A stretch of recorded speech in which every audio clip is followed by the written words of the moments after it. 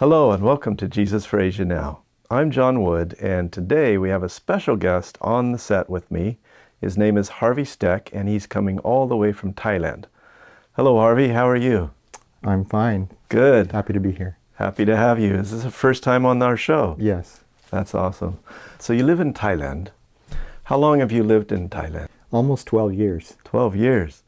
So what did you go over there for at the beginning? Well, we knew another family that was running a school over there, and they came to our church a couple times and told our church what they were doing. And the second time they came to our church, they visited our home and they said, you know, we really need some people to help at our school. We need a principal, and they needed some other helpers there. And we hadn't expected this call. It wasn't something we were looking for particularly. And so it just felt, we saw many things where the Lord seemed to be indicating this was his call. And so it's been a blessing to our whole family, having been called over there and the experience that we have had over there. So you had how many children? We had 2 daughters. They were just out of homeschool, finished high school level. And so they were able to help teach in the school. And my wife could help with the sick. She's a nurse, and so she was able to be the school nurse, village nurse. Okay. And I was able to help in the leadership of the school. And I was able to see how, in many ways, God gives us wisdom to do things that we felt like we don't feel like we've had any training to do. But I had never been a teacher or a principal before. And here I'm asked to do this, and I told them, I know other people that are better qualified, but they said, we know you, we don't know your friends. We're asking you. And I've always, for a long time, I've heard the phrase, God doesn't call the qualified, he qualifies the called. And I do believe there is an important place for training and education. But I also believe that if God calls us to do something, that there's a time to step forward in faith and trust God that he will teach us what we need to know, as on the job, you might say. Right. And if you hadn't stepped forward, that would have remained empty vacancy. Yeah, that's right. Right. And our family would have, I don't know what would have happened with our family, but I know that we've been greatly blessed from the experience. So where are your daughters now? Well, one of them married another missionary and is continuing to work in Thailand. And our older daughter just finished her education in college, Washington Hills College. She graduated with an education degree. So God willing, she'll be going back to Thailand to work as a teacher over there. So her heart in some is other capacity. Still in Thailand. Definitely, yeah. So then, after you left the school, where did you go to then?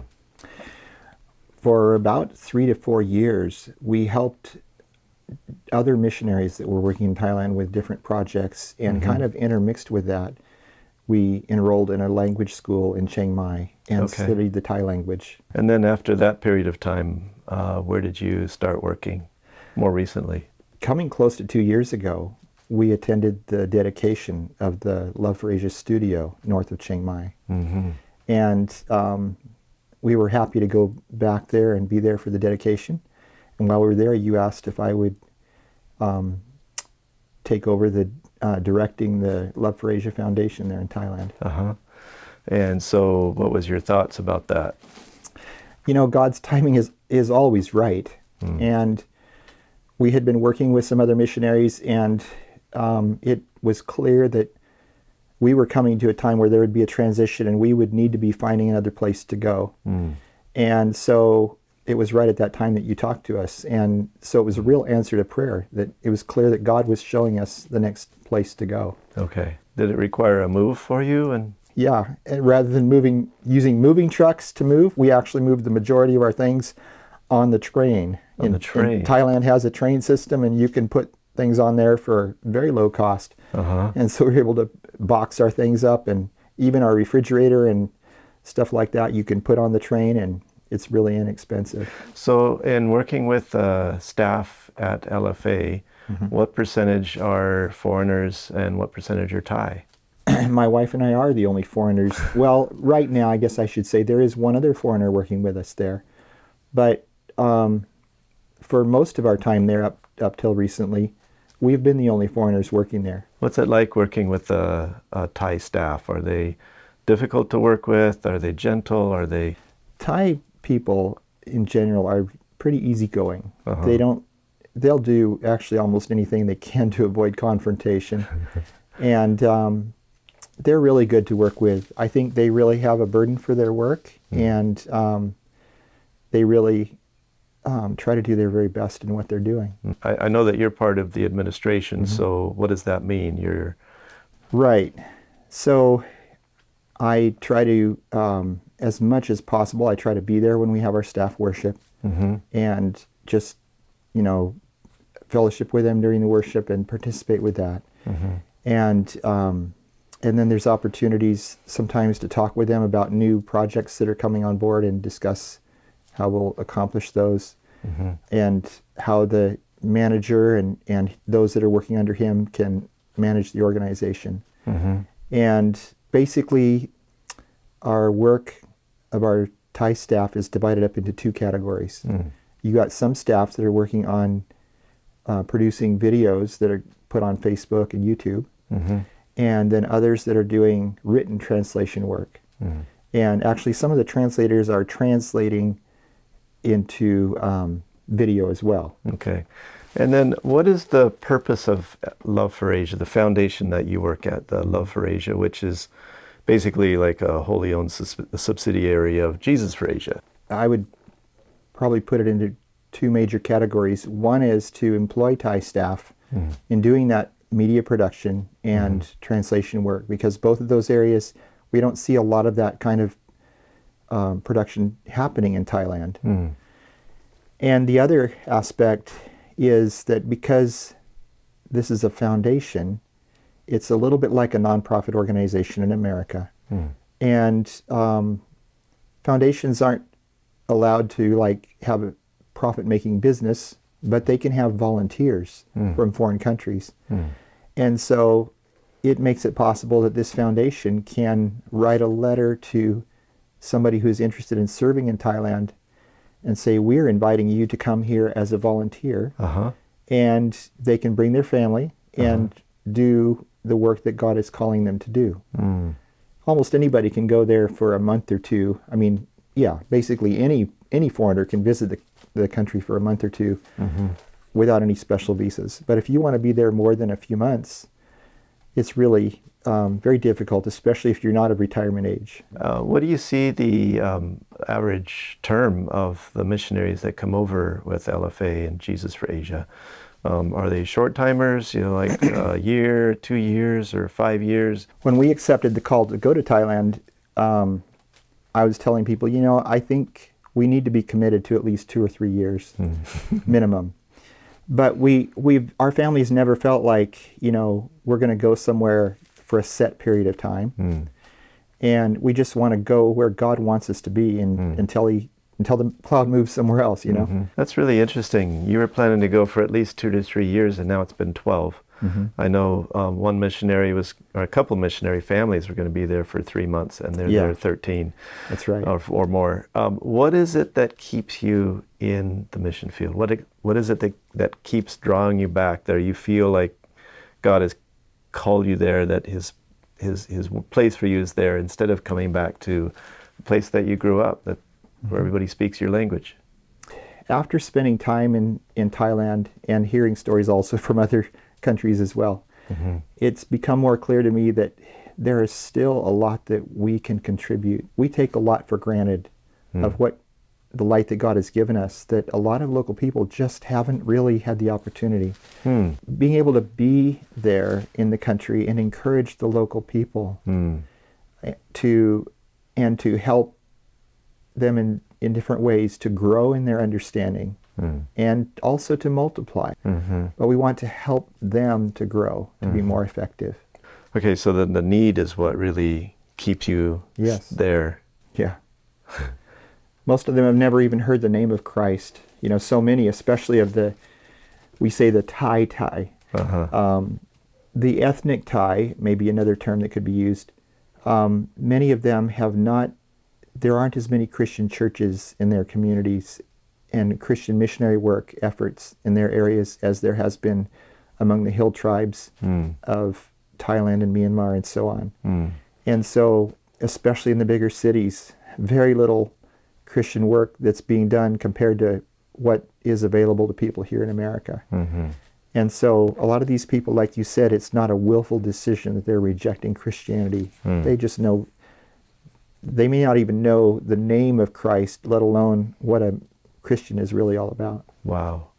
Wow. It really is a sad approach because they deserve the opportunity to have peace of mind and joy and happiness that only God can give us. You know, all these other religions just don't.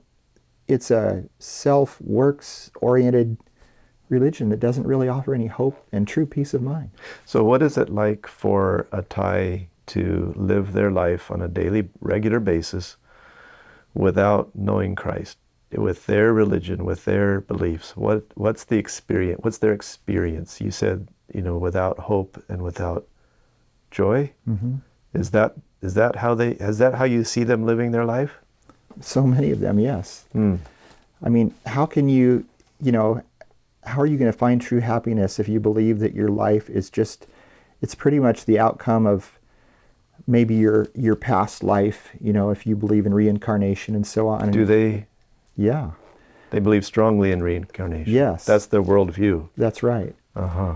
And so, if I messed up in my past life, I may not even know what I was in the past life, but it's assumed that if I have an accident or if I get sick or, something like that, or if my business goes bankrupt or whatever, it's not because I made bad decisions. It's just because in my past life I did something and I got what I deserved now. Wow. And so that impacts so much in society. Really? It's, to me, it's one of the reasons why people don't even think so much in that country about cause and effect. What might be causing us to get sick or whatever? It has nothing to do with what you ate. It's just, you had bad luck. Wow. Or if you... Or you deserved it. Yeah, that's right. Wow. If you got in an accident and you're paraplegic or something, well, too bad. You must have had it coming. Wow. Wow. It's really tragic.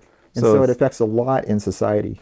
So when you bring Jesus in and the worldview of Christ and the great controversy, there's a beginning before sin and a time when there's going to be no more sin. That's right. How do you see that changing their outlook on life and their experience of life? You have a living God that hears your prayers.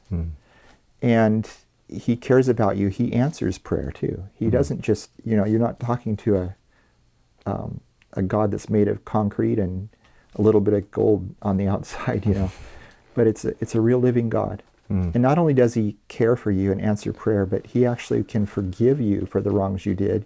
You don't have to make merit. Wow. Merit is a big deal as well in their religion. What do you mean, make merit? You do good things to try to make up for the bad things that you did. And you want to make the spirits happy so that they don't, get angry with you or so that in your next life you don't have to suffer to pay for the bad things that you did. Wow. So you might offer gifts to the monk and, maybe make a very sacrificial donation to the monastery. It's all enriching the priests and the monks and so on.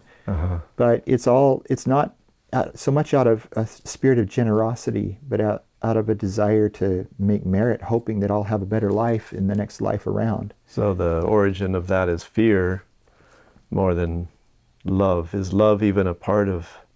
I don't think most of them understand what love is about. Wow. Either love to God or love in the home. Really? Many homes are really sad. They don't understand what love is about. How can we really understand what love is about if we don't have a model of selfless love? Right. And Jesus is the ultimate model of that. They don't have that. Yeah. Wow. So I've seen a lot of, when driving down the street, you pass houses right and left and you see little houses on pillars out in their front yards. What is that all about? As I understand it, those little houses, they're called spirit houses. And that is part of the animistic religion, which most Buddhists are animists as well. And so that's your little shrine where you have your You put your offerings for the spirits, and and it's so ironic because on the one hand, if I'm a animist, I'm afraid of those spirits. I'm afraid what they might do. Mm-hmm. But on the other hand, in this little spirit house, I have a ladder so that the spirit can get from one level to the other. And so many things, on the one hand, indicate that the spirits are very weak and have no power.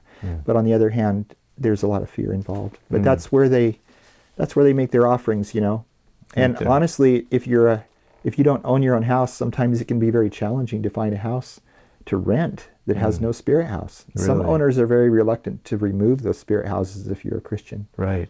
Yeah. Now you watched a family come in and move into a city, Sukhothai, in which there was no Adventist presence. Yes. And you watched them buy property just outside of town to adopt children from slum backgrounds, Yes. from off the street. They had a spirit house. Yes.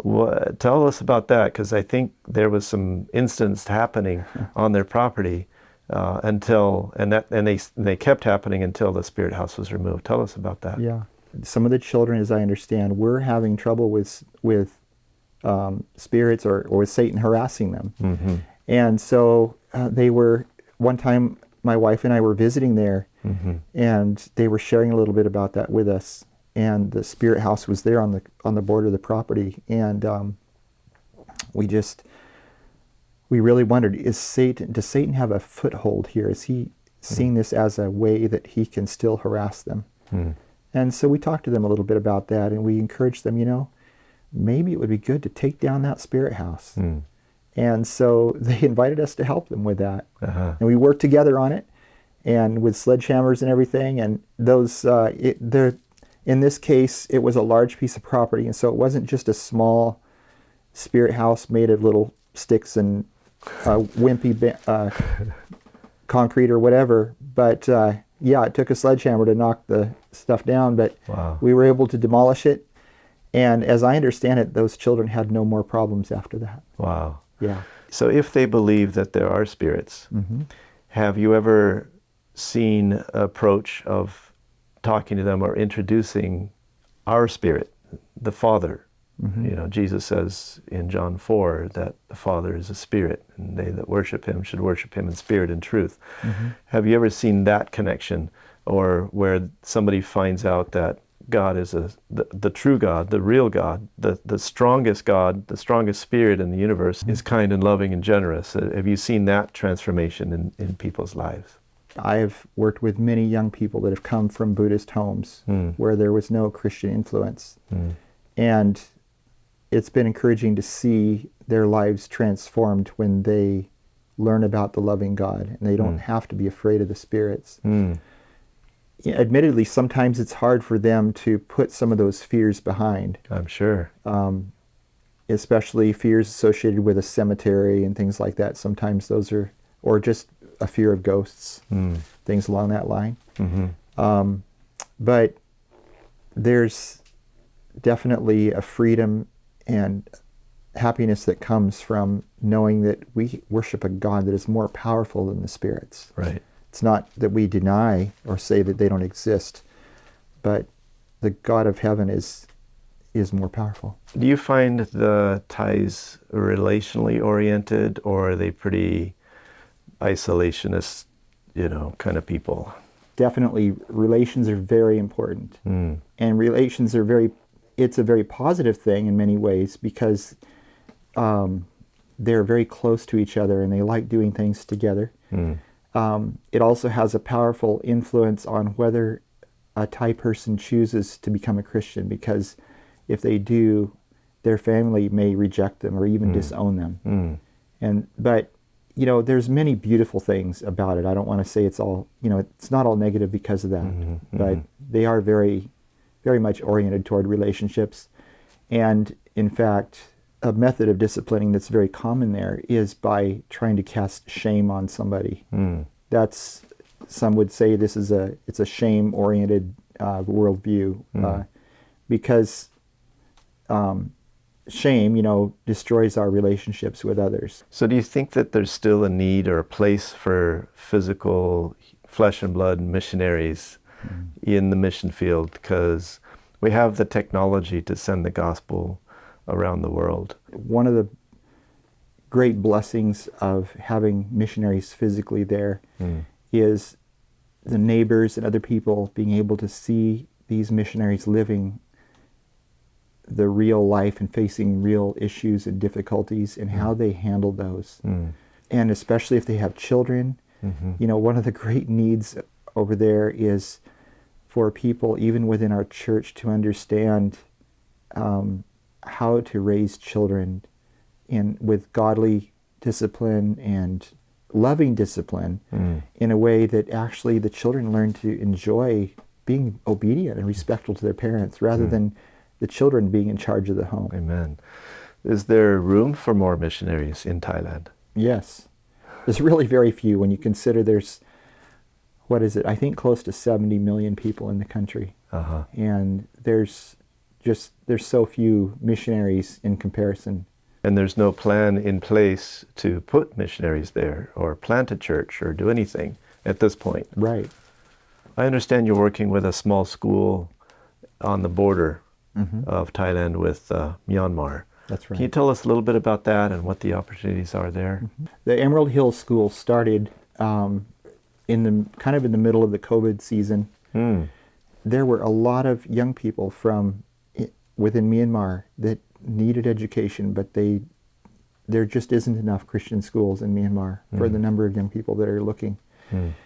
And so they started a school there with just wood and bamboo buildings, and there were other mission organizations that helped them for a little while. And we were able to help raise some funds for some of their building projects. And to make a long story short, now they've asked us to be the primary sponsors of that school. Some of these kids have come from a long way to come to the school because right now in Burma there's a lot of conflict going on between the Burmese army and some of the, almost all the other ethnic groups in Burma or Myanmar. And so some of the typical schools either have been destroyed or it's not safe for them to be attending school in those areas. So the area where this school is one of the areas that's had the least amount of conflict that I'm aware of. So these kids, they live a pretty difficult life.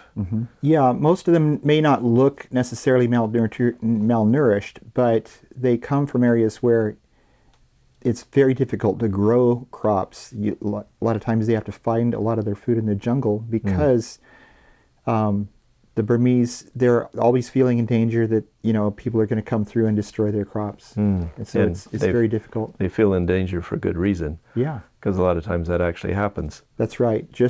I think it was just this last school year, the teachers were very concerned because they saw a Burmese fighter flying over the school and along the border there. And, you know, they were very worried, especially for a few days, about whether they were going to be bombing in that area. So I want to switch gears here a little bit and go back to the studio that you're working at north of Chiang Mai in northern Thailand. After that miracle story, God created another miracle story with another studio in Mae Sot. That's right. And now you are overseeing both of those studios and going back and forth between them. First of all, how long does it take you to drive between one and the other? It's about a 6-hour drive from our home to the other studio. Okay. And what's happening at the other studio? What do you see going on there? We have 8 staff that are there, 7 full-time. They started working on different projects. I would say 90% of their work is video projects. We have a studio that's almost finished construction. It's really exciting to see that.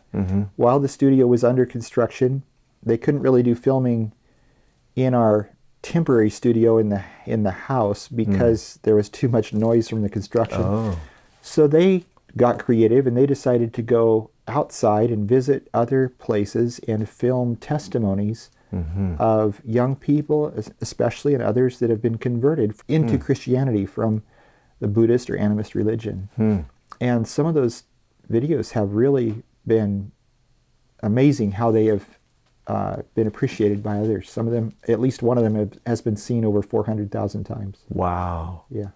400,000 times. Yeah. Praise the Lord. And this young lady, I had a friend of mine translate that video, write out a translation for me Into English. because I wanted to know what is her story. Yeah. And essentially her story was that she had friends that invited her to go to an Adventist school. Mm. And she went there, and she, just after being there a very short time, she wanted to get baptized. And the mother told her, I think, you can't be baptized until after I die. Mm. And so anyway, the mother kind of changed her answer each time that the daughter would ask her, tell her, I want to get baptized, but never did the mother really give her approval. Mm. And so she finally decided she did not want to wait any longer to get baptized. Mm. She went forward with baptism. And, we're just talking about probably maybe less than a year ago that this happened, that she was baptized. Mm. She shared in her testimony that, her brother has cut off his support. Basically, the family has cut off their support of her. Mm. But God has provided. The Lord led people to pay her way through an Adventist school there that is training Korean Bible workers. Mm-hmm. And it's just really encouraging. And I think many people are encouraged by this testimony of a young person who has chosen to follow Christ in the face of rejection of their family. Wow. And this happens over and over again. The rejection. Yes. Yeah. Harvey, I just want to thank you for filling the need that's there, and for being passionate about God's work in that place, and for being part of our JFA family team. You get to be there. I'm jealous about that. I get to travel through sometimes, but I don't get to live in Thailand, which is what I would love to do. But I appreciate your contribution personally, and your wife, and also contributing to young ladies that have been and are continuing to be a big blessing in Thailand. And there's room for a lot more. Amen. Yeah. Amen. So I would like to invite you, if you would like to learn more about Harvey and his wife Brenda's ministry in Thailand, or if you would like to help the Emerald Hill School up on the border, please contact Jesus for Asia at P.O. Box 1221, Collegedale, Tennessee 37315. You can call our office at 423-413-7321, or visit our website at jesusforasia.org. May God richly bless you until we see you again next time on Jesus for Asia Now.